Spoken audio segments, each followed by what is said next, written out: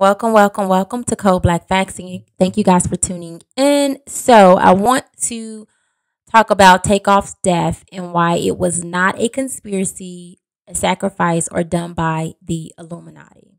In this video, I will explain using 4 points why Takeoff's death was not a conspiracy or sacrifice or done by the Illuminati or the white man or the rap culture, and why his death is a result of cultural black degeneracy that is ignored until something like this happens.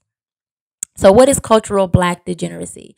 Cultural black degeneracy, as I have defined it, are disgraceful things that go on within black society and go unchecked. These things are typically promoted, supported, and popularized depending on who, what, where, or when. For example, Blueface and Krishan Rock, Black Love Tragedy is what it is, where constant DV goes on between the couple, and rather than shaming it or completely casting it out, down, or casting it away, it's continuously posted on social. Bitch, you punched me in my mouth. What are you talking about? Punch me in my eye. You's a bitch. So what? If I want to get away from you, let me get away from you. Don't pull me away. Don't pull me closer so you can hit me in my mouth. You sound dumb. You should have let me jump down. Social media and even aired on a TV network. Other examples are what goes on at the Zeus network with all the fighting and low vibrational acts. I don't need to really give you guys an example because you already know what shows are over there on Zeus. All right. So popularizing violence in the name of jokes, music, or TV is long standing within degenerate black culture. Black men and black women, women, and children die daily, and there is no national news coverage or viralness, if that's a word, but for me it is today, of the incident, because when it's everyday black people passing away by way of senseless murkers, it's the norm. But when it's a popular person or celebrity, it makes the news, and therefore conversations are started. Every time a situation like Takeoff situation happens, there are those who need someone or something to blame rather than truly putting the blame on those who are responsible. Almost always, there will be those who blame the white man, rap culture, the police, and or the person who was recording, etc., rather than focusing on the real issues that need to be dealt with. I have broken this video down into 4 points, and next I will talk about the 4 points. So, starting with the points, I'm just gonna list them really quickly. So, the blame game, right? Blaming, conspiracy, blaming whatever. We love it. We're good at it. We always do that. The next point I want to talk about is black people killing other black people and it being disguised as a white supremacist issue. I want to talk about that. Also, Takeoff's murder is a rapper issue. There are many believe that, and I want to also address that as well. And then last, I want to talk about who's responsible for doing something about the murder rate and violence that go on within the black community. All right, so starting with point 1, we look for someone or something to blame. We love a good conspiracy. I know I do. I know I actually, I do believe in, like conspiracy theories, but to a certain extent, you guys, like to a certain extent. And I think that sometimes we get too carried away with it. I don't know why, but I just think that sometimes we get too carried away. And so in the case of Takeoff, like, dude, it wasn't there's nothing conspiracy about it, right? He was at a dice game with a bunch of dudes, and dusty dudes do what dusty dudes do. That's all I'm gonna say. All right. Let me say this, like, my heart does go out to his family, his friends, and of course his fans. It's just really sad that, he was a bystander that, whose life was taken so senselessly over probably nothing, you guys. Like nothing.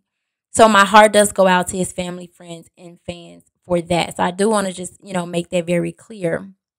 But again, when things like this happen, we use these types of incidents to start these conversations. And so that's pretty much what this video is for.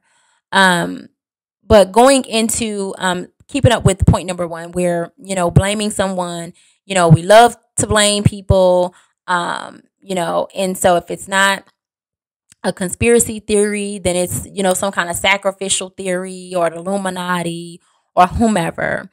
Also, this is the thing. Statistically, Black men only have about a 60% chance of dying as a result of homicide between the ages of 1 and 44 years old. Let me repeat that. Statistically, Black men only have about a 60% chance of dying as a result of homicide between the ages of 1 and 44 years old. Okay, so basically what that says is that Black men killing each other is the number one killer of Black men. Right? Like, come on. So point number two, Black people killing other Black people, but then it being disguised as a white supremacist issue. That's another big one, right? Because, we always see, oh, it's the white man. The white man. See, what happened was the white man get up in your mind and see what happened is you get to thinking that you don't love yourself and your people. So then you go get a gun and then that's what. No, y'all, that sounds silly. And that used to be me. Like, for real. Like, I used to really think that white supremacy was the cause of a bunch of stuff. And I still do to a certain extent. But in this case, it's not. Another Black man took another Black man's life at a dice game. Do y'all realize Black men die every day like that? Like, for real. Black men, Black women, Black babies die every day like that, like a senseless act. It goes on every day, but because it's a celebrity, right? It's it's aired on national news, right? And so this is the thing. Like, when we blame racism, white supremacy, and we doing all of that, there's no accountability because people begin to think that there's no issue, there's no problem. And it is. I just gave you guys the statistics. 60%. That means if 60% of Black men die at the hands of homicide between 1 and 44, that only leaves 40%. And that's if, like heart disease don't get you and all the other elements that you got to worry about, right? As a Black man, right? So also, yeah, like I said, it leaves no accountability because people just don't think it's an issue.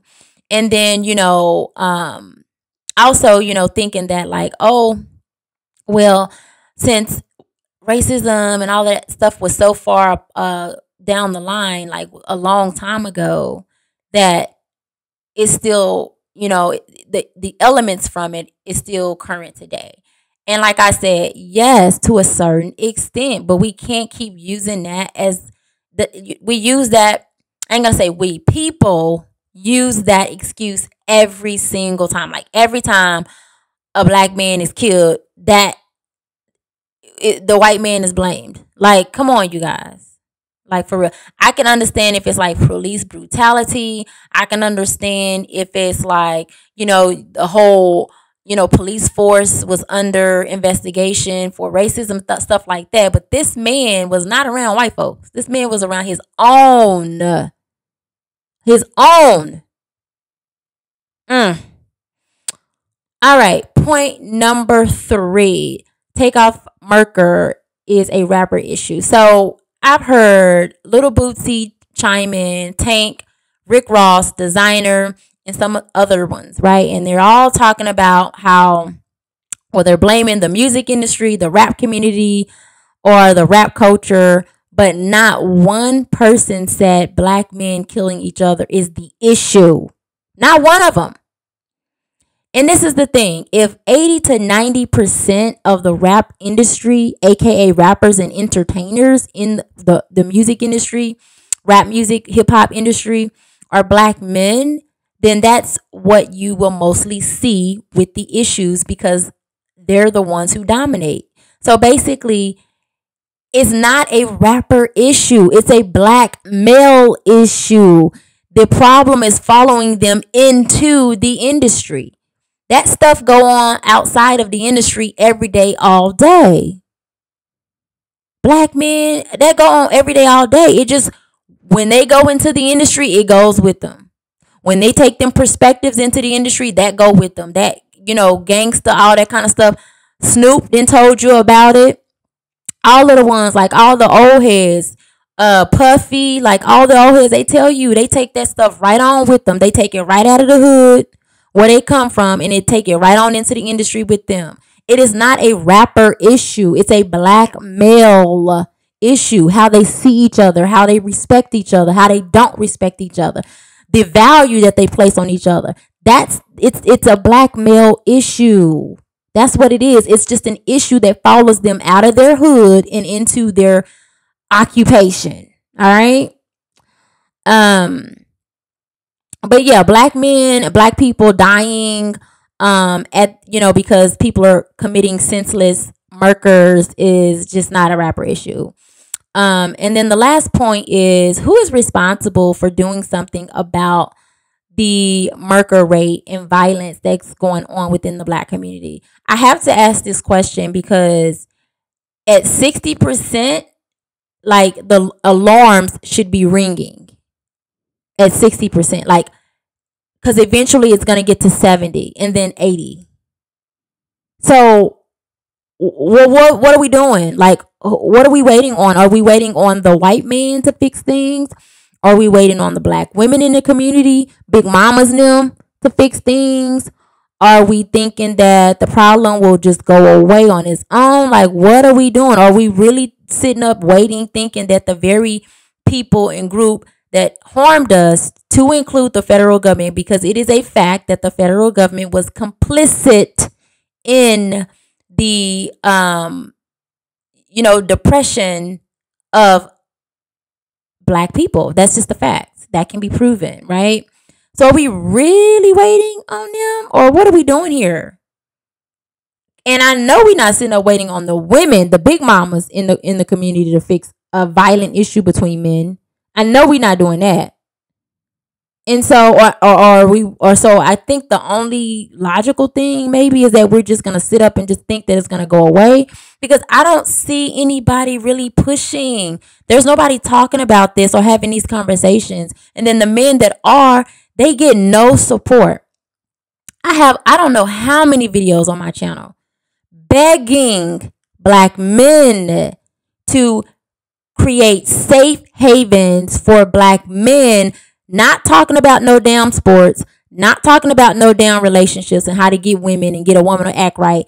Talking about black manhood. Talking about black male not psychology, black male therapy, like going to therapy, getting some whatever you didn't been through. Like, to me, basic things, right? Like, basic things. There are so many black men. I read an article that were abused sexually, mentally, whatever, right? But never get any help. They just go into society like that. And then what do you think when they go into society like what do you think that happens? Who are the people that you think that when they go into society like that they are, putting that on? Because I can tell you right now, if you've been abused sexually as a child, a teenager, in any kind of way, sexually, mentally, emotionally, whatever, you got to go speak to somebody. Very, very few people can handle that on their own. Very, very few, like a very minute group of people. But I don't see nobody pushing that. No black men having these discussions. Like, yeah, you may have once a year, but there's no channels dedicated and created to speak into black men on this, because you know why? They're not going to get any traction on it. There's no interest. So anyways, that's all I have for you guys. I didn't want the video to be too long, but I do need for you guys to like, comment. Also, if you're new, I welcome you to subscribe, and I thank you guys for tuning in. You guys have a good night.